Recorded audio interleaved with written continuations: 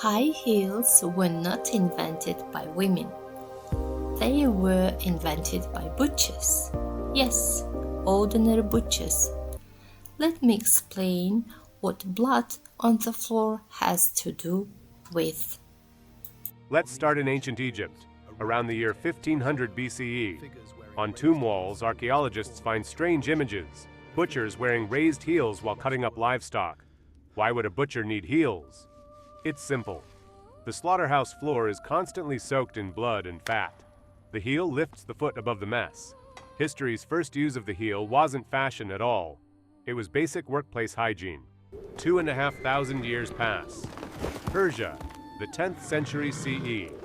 Here, the heel makes a dramatic leap, straight from the slaughterhouse into the saddle.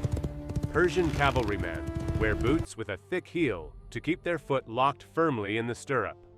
The heel stops the foot from slipping, which means a warrior can shoot a bow more confidently at full gallop, without fear of losing balance. This is no longer about hygiene, this is real military technology. The late 16th century. Persian ambassadors arrive in Europe on a diplomatic mission. European nobles see their boots for the first time, and they're captivated. No one in Europe rides quite as boldly as the Persians. But the heel catches on for a completely different reason. It makes a person look taller and slimmer.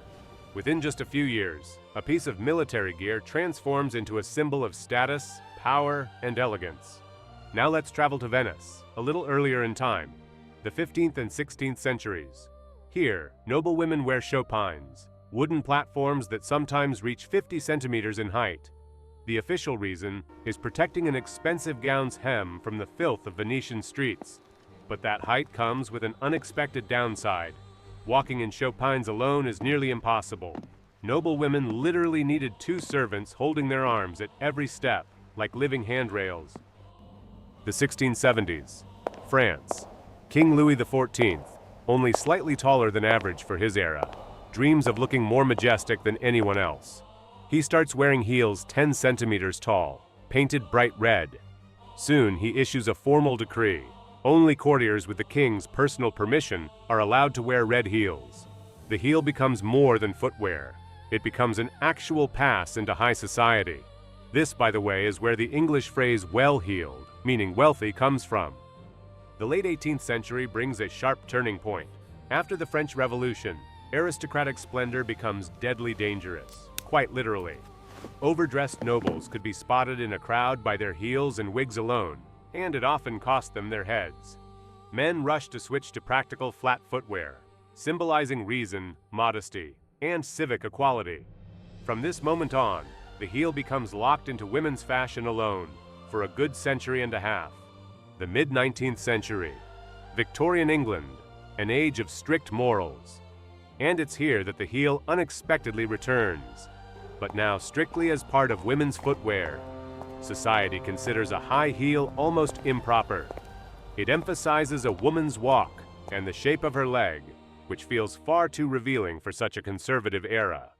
Magazines of the time published genuinely furious articles against heels, calling them a threat to both women's health and public morality. The year 1954. Paris. Designer Roger Vivier is working with the house of Christian Dior. He creates the first true stiletto. A thin, elegant heel with a metal rod hidden inside, strong enough to support a person's full weight on a tiny point of contact. Before this, a heel that thin would simply snap under someone's weight while walking. The metal rod solves the problem for good. Within just a few years, Vivier's stilettos will be worn by Marilyn Monroe and the Duchess of Windsor. By the way, some New York skyscrapers actually had to reinforce their floors after this. Those thin stilettos were literally punching holes straight through expensive flooring. Fashion, quite literally, was breaking new ground. Almost 3,500 years have passed since an Egyptian butcher first lifted his heel off a slippery floor. Since then, the heel has been a hygiene tool, a piece of military gear, a royal privilege, a symbol of scandal, and finally, a feat of engineering. Today, next time you put on a pair of heels, remember this. That small piece of wood or plastic under your heel didn't begin its story on a runway. It began on the blood-soaked floor of an ancient Egyptian slaughterhouse 3,500 years ago.